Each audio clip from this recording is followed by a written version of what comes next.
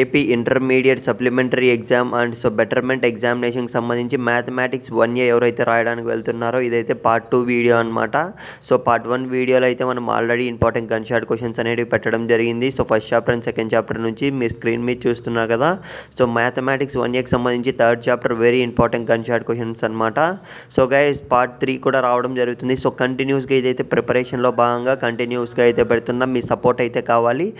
మీకు ఇంకా supply and బెటర్మెంట్కి సంబంధించి ఏ క్వశ్చన్ పేపర్ కావాలి, ఫస్ట్ ఇయర్ కానివ్వండి, సెకండ్ ఇయర్ కానివ్వండి, ఖచ్చితంగా కామెంట్ సెక్షన్లో కామెంట్ చేయండి సబ్జెక్ట్ అనేది.